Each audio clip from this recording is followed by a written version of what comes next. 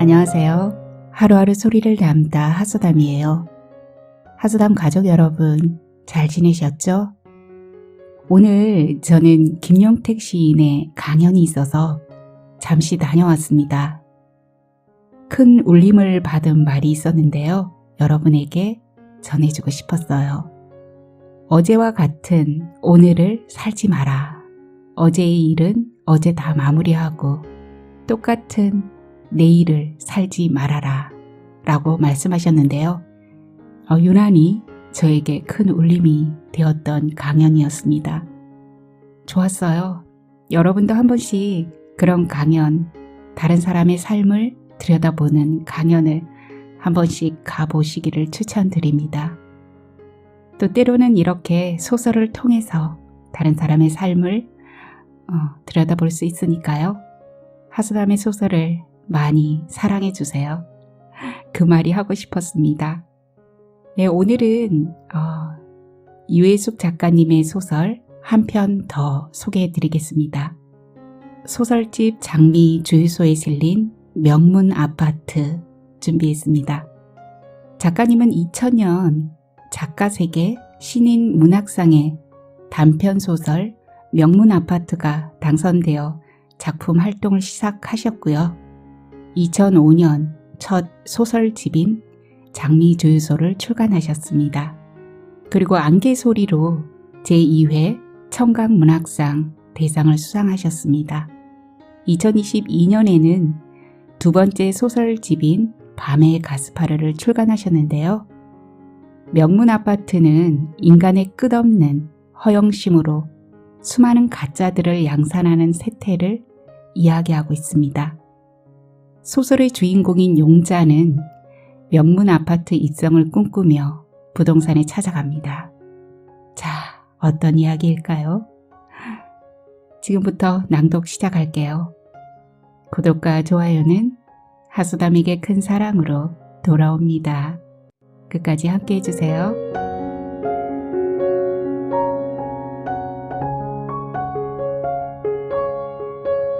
명문 아파트 유해숙.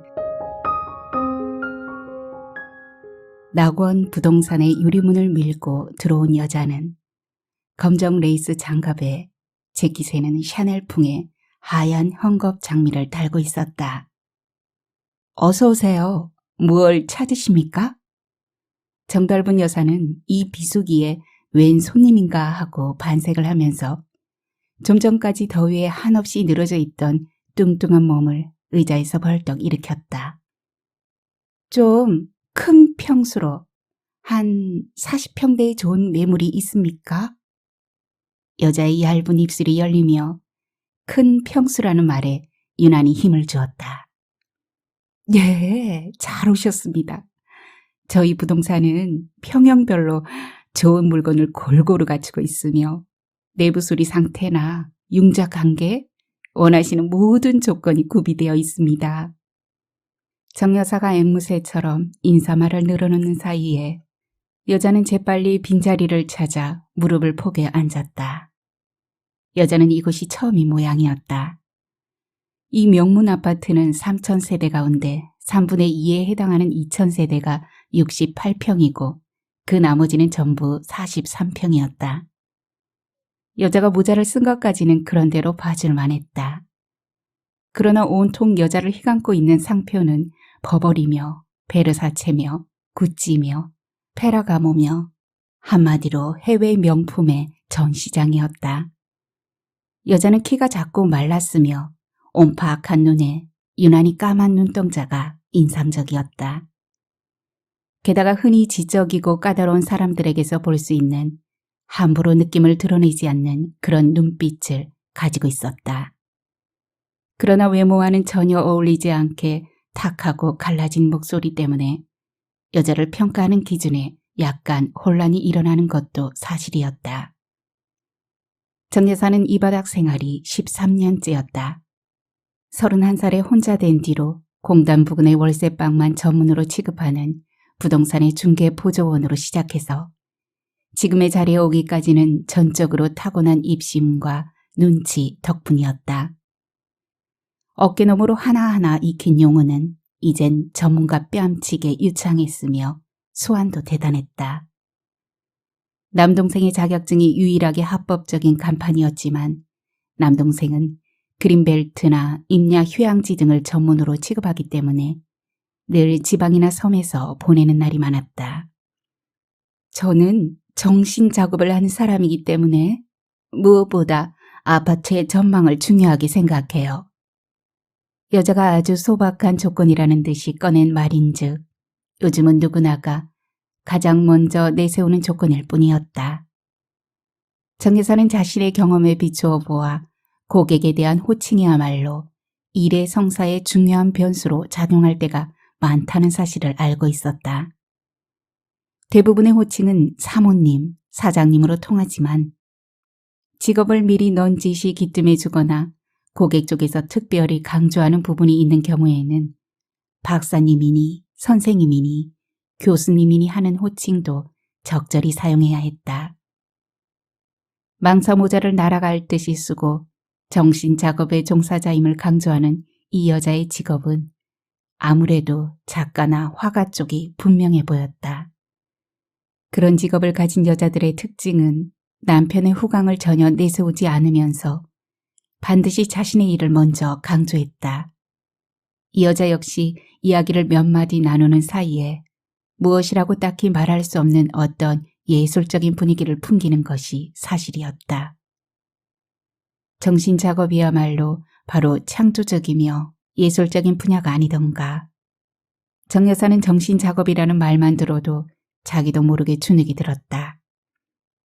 정 여사는 우선 선생님이라는 호칭을 조심스럽게 사용하면서 매물로 나와 있는 1304호로 여자를 안내했다.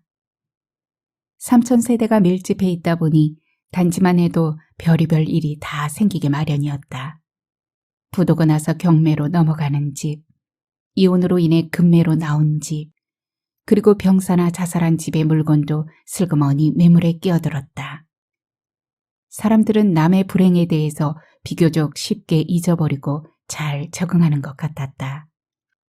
주로 급매물만 전문으로 취급하는 정 여사로서는 다행한 일이 아닐 수 없었다. 그래서 그녀는 집의 기륭에 대해서는 당연히 시치미를 떼고 침묵했다. 그런 일들이야말로 진정한 삶의 모습이 아니던가. 태어나고 죽고 흥하고 망하는 일이야말로 극히 자연스럽고 정상적인 일이라고 생각했다. 아파트를 보러 와서 까다롭게 기륭을 따지는 사람들은 별로 없었다. 다만 사람들은 빈집만은 싫어했다. 무슨 이유로 집이 비어있는데요? 하면서 대뜸 탐색하는 눈길을 보내기 마련이었다. 그래서 끔찍한 변을 당해 충격이 가시지 않은 경우라 할지라도 가급적이면 집의 처리가 끝난 다음에 이사를 하도록 권했다. 지난 봄에도 꽃샘바람 사이에 끔찍한 일이 발생했다. 103동의 1304호 세댁이 떨어져 죽은 것이다. 정 여사는 아들의 결혼을 앞두고 집을 사러 온 세댁의 시어머니에게 마침 급매물로 나와 있던 그 집을 소개해서 팔았다. 그 집은 사실 좀 깨름칙한 전력이 있었지만 횟수로 보아 2해 전의 일이었고 팔려는 쪽에서 워낙 후한 수수료를 경품처럼 내걸며 성화를 하는 바람에 우선 물건으로 취급하지 않을 수 없었다. 사람은 해마다 새로운 운세를 따라가는 것이라고 굳게 믿는 정 여사는 지나간 사람의 불운 따위를 새삼 들먹일 필요가 없다고 생각했다. 잔금을 치를 때 따라온 며느리감은 인물이 빼어난 데다 말하고 웃는 태도에서 귀하게 자란 티가 나는 규수였다. 세댁은 첫 아이를 낳고 산후 우울증을 앓았다. 상태가 심하여 곁에서 누가 지키고 있어야 한다는 말이 나돌던 중에 가족이 잠깐 자리를 비운 사이 13층에서 그대로 뛰어내린 것이다. 꽃샘 바람에 애처롭게 흩날리는 낙하가 아닌 무섭고 끔찍한 추락이었다. 비명과 피투성이의 흔적을 수습하느라 경비원들은 구역질을 하면서 몸을 떨었다. 시멘트 위에 검자줏빛으로 남아있던 빗자국은 여름 장마가 끝나고도 한동안은 10개 남아있었다. 그 집은 단지 내에서 가장 전망이 좋은 동의 13층이었다.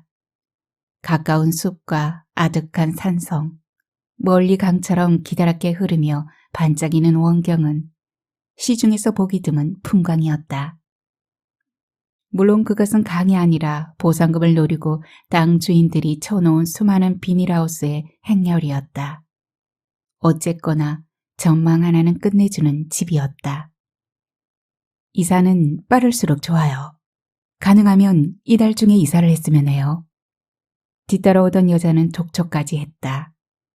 집은 입주할 때 돈 꽤나 들여서 대대적인 수리를 했기 때문에 거의 새 집이나 마찬가지였다. 새댁의 죽음이 조금 마음에 걸리긴 했지만 그건 엄연히 산후 우울증이지 무슨 귀신이 쓰여서 그랬던 것은 아니었다. 정 여사는 정신작업을 하는 사람이라면 그쯤의 문제들은 무시하거나 극복할 수 있을 거라고 생각했다. 예술이라는 게 뭐 특별한 것이던가. 어디선가 예술이란 고뇌의 산물이라고 들은 기억이 났다. 고뇌의 산실로 곧바로 들어가는 것도 괜찮을 것 같았다. 그러나 그냥 보통 사람이라면 그 흔적을 지우고 살기에 좀 빠듯한 시간이긴 했다. 사고 후에 곧바로 내놓은 집은 비수기가 겹친 탓도 있지만 여태 사겠다는 사람이 없었다. 가격은 얼마든지 조정이 가능했다. 그리고 엄밀히 말하면 새댁의 죽음은 객사나 마찬가지였다. 공유 면적인 화단과 도로에서 일어난 일이 아닌가. 사건을 직접 목격한 1층 노인은 경찰이 왔을 때 발음이 분명하지 않은 소리로 전혀 도움이 되지 않는 말만 늘어놓았다. 옥상에 걸어놓은 빨래가 바람에 날로 떨어지는 줄 알았쥬. 어쨌든 말세요, 말세. 1304호에 들어서는 순간 용자는 아주 강렬한 감정에 사로잡혔다. 집이 무슨 느낌을 전하려고 한다면 이상할지 몰라도 오랫동안 가슴 설레며 기다려온 연인처럼 어떤 비밀스러운 침묵과 슬픔의 자취가 어려 있었다. 실내에는 깊은 산에서 나는 약초 냄새 같은 것이 은은하게 감돌았으며 그 아련한 냄새를 한번 깊숙이 들이마시는 순간 이유를 알 수 없이 눈물이 글썽해졌다. 눈물을 부르는 냄새라니. 그런 느낌은 처음이었다. 용자는 눈물이 맺힌 눈으로 실내를 찬찬히 둘러보았다. 작은 액자와 미니 램프, 앙증맞은 소품들과 정교한 조각이 새겨진 가구들은 전 주인의 섬세한 취향을 읽을 수 있었다. 멀리 내다보이는 창밖의 풍경은 지푸른 산성과 흔들리는 나무 잎새들의 반짝임으로 더욱 매혹적이었다. 반짝이는 건 나무 잎새뿐만이 아니었다. 멀리 기다란 강줄기가 은빛으로 반짝이며 흐르고 있었다. 용자는 서쪽 창에 선 채 움직일 줄을 몰랐다. 정 여사는 그 집이 세댁 건강이 좋지 않아서 시댁과 살림을 합치기 위해 서둘러 집을 내놓았다고 말했다. 아파트를 새로 수리하는 비용도 만만치 않은 법이다. 용자는 운이 따르는 해라고 생각했다. 아파트의 가격도 예상했던 것보다 싼 데다 수리비까지 따진다면 앉아서 몇 천만 원을 거저 벌어들인 셈이었다. 용자는 동문시장에 조그만 점포를 가진 디자이너였다. 말이 디자이너이지 창의성과는 전혀 상관없는, 정확히 말하면 모조품 기술자였다. 유행가 멋의 고장인 밀라노나 파리 쪽의 명품은 물론 명동이나 로데오 거리 또는 백화점의 이점에 있는 유명 브랜드의 신제품을 골라 그대로 베껴먹는 기술자였다. 베르사체나 샤넬, 구찌나 페라가모, 상표를 단 핸드백이나 벨트는 고유 번호와 보증서까지 복사해서 거래했다. 물론 원단이나 부속품은 다 싸구려였다. 단추나 지퍼 하나에도 몇만 원씩 하는 비싼 부속품과 고급 원단은 도저히 따라갈 수가 없었기 때문이다. 물건을 사러 온 소매상이나 도매상에게 그녀는 늘 자신있게 말했다. 백화점에 한번 가봐요. 이 스카프 한 장에 얼마나 하는지. 이거 그 부티크에서 어렵게 몇 장 빼낸 거라고요. 사람들은 아는지 모르는지 별 시비 없이 물건들을 사갔다. 허영과 묵인의 관계였으므로 불평이나 뒤탈이 있을 까닭이 없었다. 단골 중에 몇 명은 정말 멋쟁이였다. 남편이 공무원이라고 밝힌 민주 엄마와 그의 손이 올케라는 신여사였다. 민주 엄마는 모조품의 애용이야말로 남편의 청빈한 삶을 도와주는 하나의 방편이라고 주장하는 여자였다. 신여사는 첫눈에 용자의 마음을 끌었다. 눈을 끄는 멋진 외모뿐만이 아니라 그 여자를 감싸고 있는 분위기 때문이었다. 40살이 좋게 넘어 보이는 나이에도 20대처럼 고운 피부에다 옷을 고르는 눈썰미도 뛰어났다. 신여사는 말을 할 때 절대로 서두르는 법이 없었다. 목소리의 높낮이가 일정하고 나지익했으며 음성도 차분했다. 가만히 들어보면 목소리에다 꼭 화장을 한 것처럼 촉촉하고 예뻤다. 용자는 시장 안에서 하루 종일 큰 소리를 지르는 것이 일이어서 늘 목이 쉬고 아팠다. 그래서 목의 염증이나 충혈을 가라앉히기 위해 멘톨이나 허브 성분이 들어있는 사탕을 늘 입에 물고 살았다. 아픈 목도 쉴 겸 사근사근한 목소리로 바꿔보고도 싶었지만 시장이란 원래 남의 주머니에 있는 돈을 합법적으로 빼앗아야 하는 곳이다 보니 목소리의 비즈니스이기도 하여 수월치가 않았다. 용자는 그렇게 눈에 띄는 멋진 여자들을 볼 때면 그런 사람이야말로 인생에서 단지 좀 더 많은 기회가 주어진 것뿐이라고 생각했다. 하지만 비록 많은 기회가 주어졌다고 해서 반드시 전부 좋은 기회라고 여길 수만은 없었다. 몇 달 전이던가 용자가 스카프와 재킷 등에 일어나는 정전기를 방지하려고 분무기로 물을 뿌리고 있을 때 신여사 일행이 왔다. 동양난 키우는 것 같네. 가습기를 틀어놓지 그래요. 나는 습도에 예민해서 장마철만 빼놓고는 늘 분무기를 들고 있어야 해요. 신여사는 이제껏 용자가 한 번도 들어본 적이 없는 난의 분갈이며 최강이며 병충해의 예방에서 개화, 관리까지 동양난에 관한 폭넓은 지식을 한바탕 쏟아놓았다. 알고 보니 신여사는 동양난에 관해서 전문가였다. 용자는 그런 고상한 취미와 안목이야말로 전형적인 상류 사회의 향기라고 생각했다. 어쩌다 인사치레를 해야 할 때도 과일 개짝에 오는 것보다 난이 훨씬 낫죠. 품격도 있고 그런 것이 일상이다 보니 난에 대해서 관심이 많아요. 용자는 신여사의 말이 끝나기를 기다려 바깥 양반이 무슨 일을 하느냐고 물었다. 아, 우리 그이요? H농대의 책임자예요. 용자는 그 여자의 삶에 대해 말할 수 없는 흠모와 존경 어린 감정을 품었다. 신분이나 품위는 돈으로도 살 수 없는 것이기에 그녀에 대한 용자의 흠모는 절대적이었고 그래서 더욱 절망적이었다. 한 번은 민주 엄마가 핸드백을 바꿔 가면서 미안했는지 점심을 같이 하자고 해서 따라간 적이 있었다. 상가 근처에 있는 작은 양식당으로 음식이 맛깔스럽기로 소문난 집이었다. 함께 온 신여사는 먼저 몇 가지 음식을 맛보더니 음식 하나하나마다 흠을 빈틈없이 이르집었다. 이 머스터드 드레싱은 기름이 겉돌아서 상큼한 맛이 덜하네. 기름과 식초의 비율이 틀렸어요. 제대로 맛을 내려면 화이트 머스터드를 써야 해요. 그래야 향이 순하면서 감미로워요.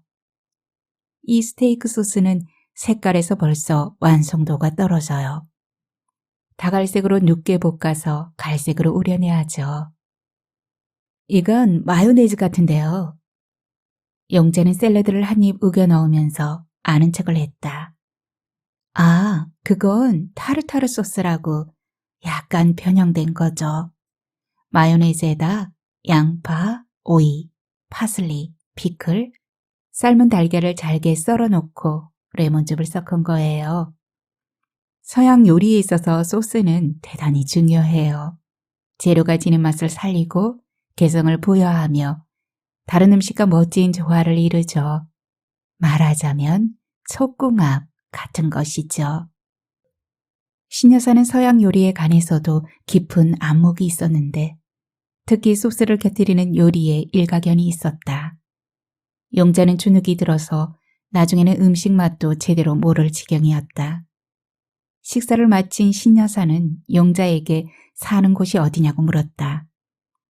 용자는 동문시장에서 한마장 거리에 있는 동네의 허름한 연립주택에 살고 있었다. 집 부근에 버스 종점이 있어서 매연과 휘발유 냄새 때문에 그녀는 길에서도 차멀미를 할 때가 많았다. 함부로 버려진 껌이며 음료수 깡통, 자동차에서 새어나온 폐유로 검게 찌든 길은 탄광촌을 방불케 했다. 용자는 타일이 벗겨진 태양연립의 낡은 현관과 비좁고 어두침침한 거실을 떠올리고는 마음이 우울해졌다. 신여사의 음성이 나른하게 이어졌다. 나는 명문 아파트에 최초로 입주한 사람이에요. 사는 동네하고 사는 사람하고는 궁합이 따로 있다고 하면 어떨까 싶지만 지금 사는 아파트를 보면 맞는 말 같아요.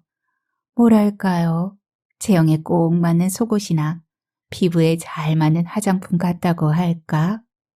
전에 살던 곳에서는 불면증과 편두통 때문에 오랫동안 고생했는데 명문 아파트로 오자마자 그런 증세가 싹 가시지 뭐예요? 우리 아파트의 전망은 특히 저녁 무렵이 장관이에요. 저녁 무렵에 지친 날개를 헹구는 듯한 새들의 날개짓하며 붉은 융단처럼 깔리는 노을하며 정말 꿈결 같아요. 노을이 그렇게 아름답다는 걸 처음 알았다니까요. 정말 동네랑 사람이랑도 분명히 궁합이 있고 연대라는 게 있나 봐요. 용자가 명문 아파트를 꿈꾸기 시작한 것은 그때부터였다. 그녀는 자신을 둘러싸고 있는 싸구려 모조품에 점점 진력이 났다. 남편은 삶의 질 같은 것에는 전혀 관심이 없는 사람이었다. 우리 이만하면 용된 거야. 연탄을 갈기를 해 뜨거운 물이 안 나와. 내 식구에 18평이면 됐지. 뭘 더 바래? 빈방이 많으면 귀신이나 든다고. 꿈과 야망의 모니터가 좁아터진 안경할 만한 남자였다. 그저 돈이 조금 모이면 고향에다 땅이나 사고 남의 집에 꾸러만 다니지 않아도 부자라고 생각하는 사람이었다. 해남 끝자락에서 간신히 땅 몇 대기를 일구고 살다가 혼자 된 시어머니도 그런 면에서는 마찬가지였다. 13평짜리 임대아파트에 살 때 첫아이 상고안을 하러 왔던 시어머니는 부러움에 벌어진 입을 다물 줄 몰랐다. 아이쿠야, 방이 짤짤 끓는 게 기막히게 좋구나. 아파트라는 게 과연 별천지는 별천지요. 시상해. 용자의 꿈은 그게 아니었다. 인간은 앞으로 나아가야 하는 존재라고 믿었다. 비록 그 앞에 낭떠러지가 있다고 하더라도 끝까지 가보기는 해야 할 것 같았다. 용자는 가치관이 다르다는 것이 무엇인지 알 것 같았다. 남편을 설득하기는 그의 삶을 통째로 바꾸는 것만큼이나 어려운 일이었다. 그동안 점포를 넓히려고 몇 군데 개를 붓고 적금을 들어 모은 돈이 제법 되었다. 용자는 이사 날짜가 정해지자 출근하는 남편에게 아파트 주소가 적힌 쪽지를 내밀었다. 퇴근하는 대로 이 주소로 찾아와요. 놀란 눈으로 쳐다보는 남편을 그녀는 못 본 척하고 문을 닫았다.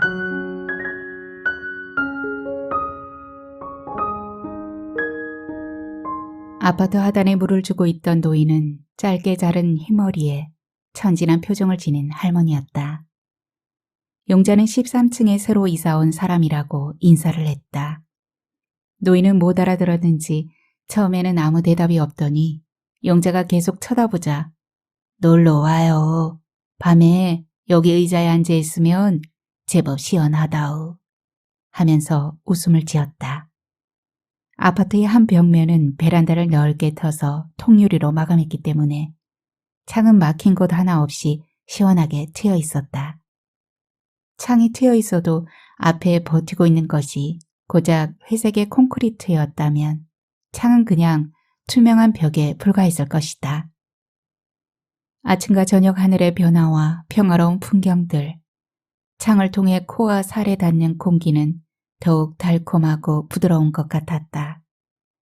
그러나 남편은 내키지 않는 장소에서 야영 생활을 하는 것처럼 내내 뜨악하고 불편한 얼굴이었다. 다만 한 가지 꺼림칙한 것은 이사를 하고서도 집안 곳곳에 남아있는 향냄새였다. 시장의 갖가지 냄새에 어지간히 무디어진 용자도 이 냄새만큼은 이상하게 착잡하고 미심쩍은 기분을 떨쳐버릴 수가 없었다. 늦은 장을 보려고 슈퍼에 가던 용자는 화단의 의자에 노인이 혼자 앉아있는 것을 보았다. 노인은 용자를 보자 가까이 오라는 듯이 반갑게 손짓을 했다. 용자는 해양목 울타리를 넘어 청동 테이블 곁에 놓인 의자에 노인과 마주 앉았다. 방금 차를 한 잔 마시려던 참이었수. 우롱차야. 나무들은 잘 전지되어 있었고 바닥에는 겨울 동안 땅속에 묻어두었던 듯한 갈색의 커다란 항아리가 놓여 있었다. 청동 테이블에는 두껍고 검은 표지의 책이 한 권 놓여 있었다. 용자는 노인에게 식구가 몇이냐고 물었다. 노인은 아무 말 없이 비어있는 잔에다 우롱차를 가득 채워주고 나서 책을 끌어당겨 가슴에 깊이 안았다. 노인은 가는 기가 먹은 것 같았다. 먼저 본 새댁이랑 눈매가 빼다 박은 걸 보니 동기간인가 보군. 쯔쯔쯔, 기가 막히겠어. 용자는 무슨 소린가 하고 노인을 바라보았다. 아무래도 몸이 많이 아프다던 새댁에게 무슨 일이 생긴 모양이라고 생각했다. 전에 살던 새댁에게 무슨 일이 생겼나요? 저는 그 집에 새로 이사 온 사람이에요. 노인은 용자가 큰 소리를 지르자 놀라서 물고기처럼 투명한 눈동자를 꿈뻑이며 용자를 뚫어지게 바라보더니 갑자기 알아들을 수 없는 말을 늘어놓기 시작했다. 겁낼 거 없어. 어차피 알곡과 죽정이는 거두어 들이는 곳이 달라. 어둠 속에서 울리는 노인의 목소리는 무슨 경고처럼 들렸다. 그러고 보니 노인이 안고 있는 책은 성경이었다. 용자는 쫓기듯이 황급히 화단을 빠져나왔다. 용자가 줄을 서 있는 슈퍼 계산대 앞에서 젊은 여자 둘이 속삭이고 있었다. 여기 여자들의 말소리는 하나같이 나직하며 얼굴에 번지는 그 미소란 것도 무슨 가리개 같았다. 방금 펼쳤는가 싶다가도 어느새 말짱하게 거두곤 했다. 용자는 너무 낮은 목소리, 거의 한숨처럼 들리는 속삭임을 알아듣는데 애를 먹었다. 그 때문에 자기의 목소리가 제 귀에 낯설게 들리기도 했다. 자기네 동 13층이 팔렸다며? 새로 이사 온 사람들 꿈자리가 뒤숭숭하지 않을까? 애통한 혼백들은 평소에 애착했던 장소를 떠나지 못하고 늘 배회한다던데. 그러나 이번 소리는 용자의 귀에 마치 화재의 경보음처럼 커다랗게 울렸다.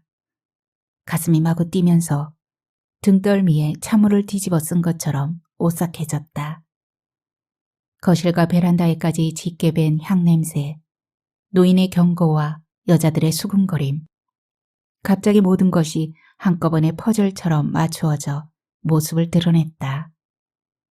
더구나 금매물의 성격을 누구보다 잘 아는 사람이 바로 용자였다.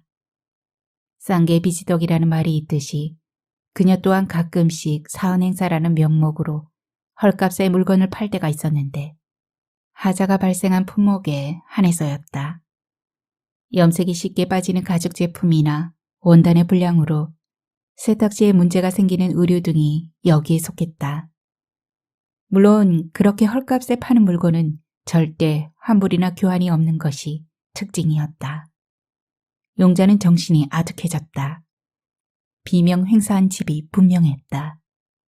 이런 흉가는 불길할 뿐만 아니라 자기 같은 장사꾼에게는 상훈까지 가로막는 집터였다. 그녀는 한 걸음에 통로 경비원에게 달려가서 전에 살던 주인에게 무슨 일이 있었느냐고 캐물었다. 똑똑한 경비원은 이사 온 용자네가 자동차가 없는 것을 알고서 대본에 건넨 첫 마디가 어디서 왔어요? 였다. 마치 청학동에서 온 사람 보듯 하는 눈초리였다. 그는 쉽게 입을 열지 않았다. 글쎄, 우리 같은 사람이야. 그 속사정까지는... 하며 끝내 몸을 사렸다. 용자는 분노와 함께 갈피를 잡을 수 없는 허탈감에 휩싸였다. 그처럼 그리던 창을 독차지하고서도 아무런 감흥이 없었다. 석양 무렵의 아름다운 하늘을 보아도 갖가지 기묘한 구름이 흘러가는 설렘이 없었다. 섣불리 덤빈다고 해결될 일도 아니어서 며칠을 이궁리 저궁리 하느라 머리만 터질 것 같았다. 용자는 상가에 있는 약국을 찾았다. 약사는 40대 중반쯤에 몸이 다부지고 혈색이 좋은 여자였다. 어지럽고 머리가 많이 아파요. 괜히 눈물이 쏟아지기도 하고 밤마다 이상한 꿈을 꾸면서 잠을 턱 못 자요. 용자의 증세를 귀담아 듣던 약사는 갑작스레 환경이 바뀔 때 오는 심리적인 충격 같다며 안정제를 주겠다고 말했다. 진료 카드를 작성하던 약사는 바로 103동의 1304호에 새로 이사온 사람이 바로 용자임을 알고 갑자기 얼굴이 헬쓱해지면서 물었다. 전에 혹시 우울증을 앓은 적이 없어요? 용자는 우울증은 그 말의 뜻조차 제대로 모른다고 대답했다. 그녀는 찌든 삶의 한가운데서 억척스레 돈을 모으는 틈틈이 두 아이를 낳고 키웠지만 우울증이란 것은 그 비슷한 것도 경험해 본 적이 없었다. 약사는 불안한 눈으로 용자를 바라보더니 갑자기 목소리를 낮추어 소곤대듯이 물었다. 밤마다 꾼다는 그 이상한 꿈이 어떤 내용이에요? 웬 여자가 자꾸 창문을 열어달라고 보채요. 일에 지쳐서 늪에라도 가라앉듯 깊은 잠에 빠지곤 해서 꿈이라는 것은 생전 모르고 살았거든요. 어쩐 일인지 꿈에서도 머리칼이 전부 쭈뼛 서는 게 잠이 싹 달아나는 거예요. 약사는 용자의 이야기를 듣고 비명이라도 지를 듯이 입을 크게 벌리더니 곧 주여 하면서 눈을 질끈 감았다. 그리고 다시 눈을 번쩍 뜨면서 다급한 목소리로 신앙생활을 하느냐고 물었다. 용자는 줄곧 고달픈 삶에 매여 사느라 일요일 일하고 해서 따로 한번 쉬어본 적이 없었다. 그녀는 관심이 없는 건 아니었지만 그동안 그럴 시간이 없었다면서 약사에게 내일이라도 한번 들러주면 고맙겠다고 말했다. 그리고 약사가 지어준 한아름의 영양제와 안정제를 받아들고 나왔다. 다음 날 오후 에덴 약국의 약사가 다른 2명의 일행과 함께 용자의 아파트를 찾아왔다. 아파트 단지 안에 있는 교회의 전도사라는 사람은 50대 중반의 키가 큰 여자로 현관에서부터 찬송가를 큰 소리로 부르면서 들어왔다. 그들은 앉자마자 성경책을 펼쳐 몇 구절을 읽더니 곧 한 목소리로 아파트가 떠나가게 기도를 하기 시작했다. 어딘가 절박하고 흥분된 목소리였다. 그들은 흐느껴 울기까지 했다. 아버지, 모든 불행한 사건과 형편은 당신만이 있게 하시고 수습할 수 있사오니 악한 영들을 물리쳐 주시옵고 가엾은 딸에게 안식을 주옵소서. 이 딸이 겪는 고통을 잠잠하게 해주시고 아버지를 의지하여 회복해 해 주옵소서. 기도를 마친 약사가 마치 나라를 잃은 유민 같은 침통한 목소리로 말했다. 자매님, 어차피 이 땅의 장막은 나그네 길의 하룻밤 유숙에 지나지 않습니다. 영원한 것을 사모하면서 마음을 담대히 가지세요. 용자는 이야기를 얼버무리려는 약사를 구슬렸다. 진실을 아는 곳이 비타민과 안정제를 먹는 것보다 훨씬 효과적일 수 있죠. 저는 보기보다 강단이 있는 사람이에요. 거칠기로 소문난 동문시장에서 장사로만 19년째예요. 웬만한 일엔 눈도 끔쩍 않는다고요. 약사는 방금 새로 맞아들인 이 믿음의 자매를 애정어린 눈길로 바라보더니 한숨을 쉬고 나서 내용을 털어놓기 시작했다. 처음에 노파는 베란다의 천장에 매달아 놓은 빨래 건조대에다 목을 맸다. 녹색 블라인드가 한꺼풀 가려진 창문 안쪽의 공간에서 일어난 일이었다. 애완경과 할머니만 달랑 남겨놓고 가족들은 긴 여름 휴가를 떠났다. 노파는 평소에도 외로움을 많이 타서 혼자 있는 것을 아주 싫어했고 영감이 죽고부터 그 증세가 더욱 심해졌다. 통로에서 만나는 사람마다 붙잡고 신세 타령을 늘어놓는 바람에 가족들이 드러내놓고 성가셔했던 존재였다. 시체는 마음 놓고 여름 휴가를 즐긴 가족 때문에 여러 날이 지나서야 참을 수 없는 악취에 의해 발견되었다. 시체가 너무 지독해서 가족들이 향을 얼마나 피워댔던지 그 통로에는 오랫동안 사찰을 방불케 하는 향내가 진동했다. 다음은 산후 우울증에 걸린 세댁의 투신이었다. 정신을 잃을 만큼 애통해하던 남편은 마치 이승의 마지막 지경까지 배웅이라도 하듯이 몇 달이고 계속 향을 피웠고 세댁이 평소에 좋아했다는 이상한 약초 냄새가 나는 향수도 거실과 베란다뿐 아니라 현관과 통로에까지 마구 뿌려대었다. 신랑스라는 이름의 그 향수는 침묵이라는 의미를 가지고 있었다. 약사와 그의 일행이 찬송가와 기도를 살충제처럼 듬뿍 뿌리고 돌아간 뒤에 혼자 남은 용자는 참을 수 없는 울분이 끌어올랐다. 확인된 사실은 짐작보다 더욱 악랄했다. 그녀는 그동안 동무시장 안에서도 완전히 그쪽으로 동화된 사람이 아니었다. 약간의 근성과 자존심으로 간신히 버틴, 한마디로 말해서 어중뜨기 장사꾼이었다. 그제야 비로소 진정한 소속을 발견한 것 같았다.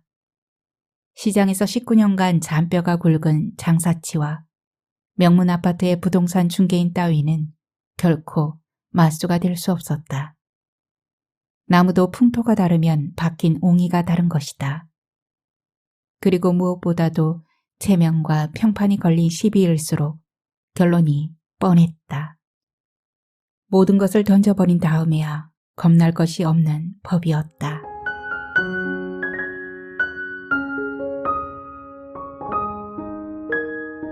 정달분 여사의 소환은 명문 아파트 내에서도 유명했다. 인간의 심리를 꿰뚫어 보는 데 능란했고 상대편의 사정을 알아내는 재주도 비상했다. 단지 내 새벽 교회에도 명단을 올려놓았고 상가 번영의 총무직도 맡아서 했다. 낙원부동산은 아파트 경비원들의 사랑방이었다. 차와 음료수를 아낌없이 제공하는 대신 아파트 내에 떠도는 갖가지 소식과 정보를 가장 빨리 접수했다.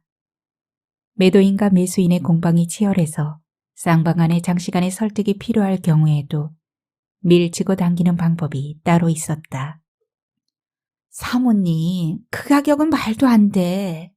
아무리 아파트 값이 짱짱해도 서양인데다가 층도 나쁜데 전세 수리를 했다면서 로얄로 처받으려고 하면 경우가 아니지. 그것도 위층에서 물이 새서 죄다 뜯는 바람에 목욕탕 타일만 새로 바꿨잖아요. 나중에라도 집을 산 사람이 알게 되면 시비거리가 되고 우리 부동산의 평판에도 영향이 있다고요. 매도인의 현금 사정이 한시가 급하다는 걸 알았을 때마다 공정한 재판관처럼 구는 방법이었다. 매수인의 무경이도 마찬가지였다. 아니, 이것이 무슨 유통기간이 표시된 소시지나 덤핑 물건도 아니고 아무리 금매라 해도 그렇지. 이건 강남에 있는 고급 아파트라고요. 그렇게 얼토당토 아니한 가격을 제시하면 흥정에 전혀 뜻이 없다는 말씀이지. 그 가격대로 맞추시려면 아예 국철 타고 종점 근방에 가서 알아보셔. 물건은 자기 형편에 맞게 골라야지. 명문 아파트의 명성을 은연중에 강조하면서 상대편의 자존심을 찔러주는 경우였다. 딱 한 번 작은 소란이 있긴 했지만 그동안의 실적에 비하면 아주 사소한 일이었다. 3층을 새로 산 여자였다. 그 통로의 경비원이 대대적인 집수리를 하고 있는 여자에게 와서 꼭 방범창을 설치하라고 당부를 했던 것이다. 여자가 이유를 묻자 전 주인에게 좀 불미스러운 일이 있었다면서 거듭 방범창만 달라고 강조한 것이었다. 무슨 불미스러운 일이냐, 사람이 죽기라도 했느냐는 여자의 질문에 우직한 경비원은 자세한 사정을 말할 수는 없으나 하여튼 불미스러운 일이 있었던 것은 틀림없다면서 방범창 얘기만 되풀이했다. 새파랗게 질린 여자가 남편과 함께 부동산으로 달려왔을 때는 새로 산 집의 소리가 거의 끝나갈 무렵이었다. 아니, 강도가 들어서 사람까지 찔러 죽인 그런 끔찍한 집을 이게 무슨 경우예요? 여자는 기가 약했는지 제풀의 비명까지 질렀다. 관리사무소의 직원이 불려오고 근무일지가 공개되고도 소란은 이틀이나 더 계속되었다. 그 소란은 지방으로 이사간 전 주인이 주민등록 등본을 떼어서 나타난 뒤에야 가까스로 진정되었다. 그 집에 도둑이 든 것은 사실이었다. 다만 칼에 맞아 중태에 빠진 사람이 그 집에서 더부살이를 했던 남자의 사촌이었기 때문에 서류에서 감쪽같이 빠진 것뿐이었다. 그러나 이번엔 경우가 달랐다. 에덴 약국의 약사가 부동산으로 급히 전화를 한 것이다. 잘못하면 사람 여러 잡겠어. 또 우울증이야. 밤마다 꿈에 새댁이 나타나서 창문을 열어달라고 부채인데 내가 명색이 교회 집사인데 대충 알고서 캐묻는 데야 이실직고 안 할 수 있어? 이사 온 그 집 아줌마 보통 깡다구가 아니더라고. 동문시장에서 장사만 19년째래. 한바탕 소란을 각오해야 될 거야. 정 여사가 전화를 끊기 무섭게 용자가 모자를 쓰는 것도 있고 중간중간에 두피가 허옇게 드러난 볼성 사나운 모습을 한 채 부동산 문짝을 힘껏 열어젖히고 들어섰다. 이런 개 같은 경우는 처음이야. 사람 잘못 봤어. 용자의 푸른 기가 도는 창백한 얼굴과 시고 갈라진 목소리는 그럴 때 대단히 위협적인 분위기를 자아냈다. 입가에 야릇한 웃음까지 띠고 상대편을 쏘아보는 검은 동공은 마치 저주의 광선 같아서 정 여사는 뚱뚱한 몸이 한 줌으로 움츠러들면서 풍을 맞은 것처럼 사정없이 떨렸다. 살찐 볼도 연신 실룩거렸다. 정 여사는 코가 땅에 닿도록 머리를 숙였다. 비는 데는 무쇠도 녹는다는 말이 있지 않은가. 아휴, 선생님, 정말 죄송하고 면목 없습니다. 우리 같은 사람이야. 뭐 구전이나 받고 물건을 소개할 뿐이지. 가가호호 일일이 찾아다니면서 조사를 할 수도 없는 일이고 상세한 내용은 모르죠. 우선 진정하시고 제 말을 들어보세요. 피차에 올 한 해 큰 액땜했다 칩시다. 집을 내놓는다고 해도 당장 임자가 나서는 것도 아니고 또 용케 팔아서 돈을 손에 쥔다 해도 은행 금리는 바닥이고 증시도 미친년 널뛰듯 하니 마땅히 투자할 데가 있는 것도 아니고 아예 이런 기회에 좀 독특한 방법으로 재산 증식을 해보시면 어떨까? 이번만큼은 제가 책임지고 돈을 굴려드릴 테니 한 번만 더 믿고 맡겨주세요. 영자는 태풍이 입술고 간 농토를 훑어보는 지주처럼 정 여사의 호들갑스러운 꼴을 가만히 지켜보더니 약삭빠르게 수습하는 자세를 취했다. 역시 장사꾼다운 태도였다. 1304호는 새로운 주인을 맞았다. 새 주인은 한국 지사에 파견된 독일인 엔지니어로 회사에서 한꺼번에 2년치의 월세를 내고 임대 계약을 한 것이다. 정 여사로서는 우선 한숨 돌린 일이었다. 설령 귀신이 있다고 한들 언어의 소통이 불가능한 다음에야 어쩌겠는가. 귀신의 해코지가 동서양을 넘나들었다는 얘기는 이제껏 들어본 적이 없었던 것이다. 이런 경우에 손해배상에 대한 뚜렷한 기준이 있는 건 아니지만 정 여사는 전 주인에게서 받은 사례금을 전부 용자의 이사 비용으로 내놓아야 했다.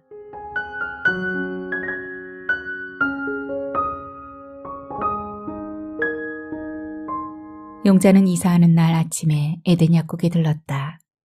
그동안 몇 번이나 찾아와서 비타민에 안정제에 기도까지 해준 것이 고마워서 인사라도 하고 떠나기 위해서였다. 약사는 손님과 이야기를 하고 있다가 문을 열고 들어서는 그녀를 반겼다. 손님도 아는 얼굴이었다. 단골 손님인 신여사. 바로 용자가 마음을 다해 흠모하는 학장 사모님이었다. 용자는 저도 모르는 반가움에 얼른 고개를 숙여서 인사를 했다. 사모님, 안녕하세요. 여기 사신다는 얘기는 들었어도. 인사를 건네고 보니 사모님의 차림새가 그전하고 영 딴판이었다. 깃이 후줄근한 꽃무늬 티셔츠에 빛바랜 청바지를 받쳐 입고 장갑을 낀 손에는 헬멧까지 들려 있었다. 전날의 우아하던 모습은 간 곳이 없고 화장기 없는 얼굴에 나이가 20년은 더 들어 보이는 신난한 행색이었다. 신여사는 인사를 받는 둥 마는 둥 하더니 급한 일을 두고 온 사람처럼 얼른 문을 열고 나갔다. 약사가 용자에게 아는 사람이냐고 물었다. 아, 네, 좀... 근데 하마터면 못 알아볼 뻔했어요. 무슨 급한 일이 있나 봐요? 약사는 무슨 말이냐는 듯이 용자를 쳐다보았다.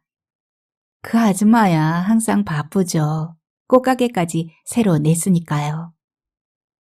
용자는 의아한 얼굴로 약사에게 물었다. 가게를 새로 내다니요? 모르셨어요? 얼마 전까지 여기 중앙상가에서 부부가 같이 분식집을 했어요. 그 집 돈가스는 소스 맛이 특이하기로 소문이 났죠. 서비스로 나오는 야채 샐러드도 소스를 직접 개발했다는데 맛이 기가 막혀요. 돈을 벌었는지 식당은 시누이한테 맡기고 지난 겨울에 시외버스 터미널 뒤편에 있는 화해 단지에다 가게를 새로 냈어요. 가게 이름이 학사농원이라나? 집이 그쪽인데다 원래 아저씨가 원예 기술자였대요. 내가 교회 꽃꽂이를 하기 때문에 토요일이면 주문한 꽃을 오토바이로 배달해줘요. 그 아줌마가 워낙 꾸미고 나돌아다니는 걸 좋아해서 여기 있을 때에도 아저씨하고 하루가 멀다 하고 싸웠어요. 하고 다니는 걸 보면 진짜 우스꽝스러워요. 이건 무슨 앵글로색슨의 라틴과 게르만의 혈통이 마구 뒤섞인 잡식성 명품 추구에다 유행 탐식까지 계보조차 없는 괴상한 튀기 같다니까요. 그런데 차리고 나섰다 하면 보는 사람마다 무슨 고관 대작의 사모님 같다고들 하니까 우쭐해져서 더 그랬죠. 하지만 그건 모르고 하는 소리예요. 우리 약국에 자주 오는 학장 사모님이나 장관 사모님만 보더라도 얼마나 검소하고 수수한데요. 그런 분들일수록 더 소박하게 하고 다니거든요. 그러고 보니 한쪽에는 신문지에 수북이 잠긴 소철 잎사귀며 붉은 달리아 꽃이 삐죽이 모가지를 내밀고 있었다. 용자는 자기의 삶이 거짓으로 가득 차 있었던 것에 한때 괴로워했던 적이 있었다. 그러나 타인들의 삶을 들여다보는 순간 인간은 누구라고 할 것 없이 모두 복제된 모조품이 아닌가 하는 생각이 들었다. 용자는 남편의 원대로 다시 전에 살던 동네로 이사를 했다. 태양 연립은 전망이 보잘것없는 데다 그나마 네 쪽으로 쪼개져 허리 위로 솟아있는 창문은 들이친 비로 인해 창틀마저 녹이 슬었다. 그러나 우울증 때문에 자살하는 사람은 없었다. 사람들은 대체로 자기 몫의 불행을 묵묵히 견뎠다. 노인들은 젊은이들보다 더 활기차고 부지런했으며 자립적이었다. 봄이 오면 가까운 등성이를 뒤져 햇쑥을 캔 노인들이 향긋한 쑥 버무리를 쪄서 이 집 저 집 돌며 봄 냄새를 전했다. 다니러 온 시어머니는 새벽같이 일어나 낡은 계단과 통로를 청소하다가 간밤에 누가 버린 꽁초와 쓰레기를 보고 큰 소리로 욕설을 퍼부어댔다. 욕실을 것들. 눈깔이 제대로 안 비킨 거요. 손가락이 비뚤어진 거요. 세상을 향한 시어머니의 당당한 호통을 듣는 순간 용자는 힘없이 처져 있던 어깨와 굽은 등뼈가 갑자기 힘차게 고추서는 걸 느꼈다. 비로소 눈앞이 환해진 것처럼 자꾸 두 눈을 깜박거렸다. 남편은 결코 호락호락하지 않는 그 동네에서 용자가 무슨 재주를 부려 쉽게 빠져나왔는지를 궁금해했다. 용자는 두통약을 사려고 상가에 있는 약국을 찾다가 우연히 낙원 부동산과 에덴 약국에 붙어있는 교회가 같은 것을 발견했다. 둘 다 같은 교회 교인이었던 것이다. 그들은 소위 영적 공동체로 이윤과 정보의 합동 전선을 펼치는 동업자적인 성격이 강한 사람들이었다. 피해에 대한 유포를 하기에는 안성맞춤인 통로였다. 꿈 이야기는 말하자면 일종의 허위 진단서였다. 어쨌든 그만하면 반쯤의 분풀이는 한 셈이었다.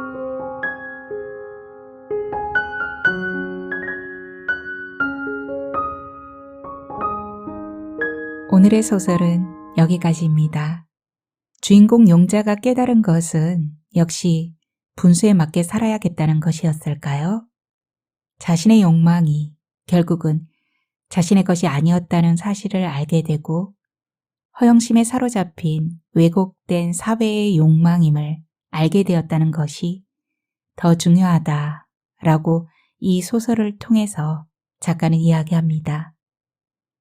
하사다운 또 다음 소설 준비해 오겠습니다. 기대해도 좋습니다. 다음 시간에 또 봬요. 편안히 계시고요. 감사합니다.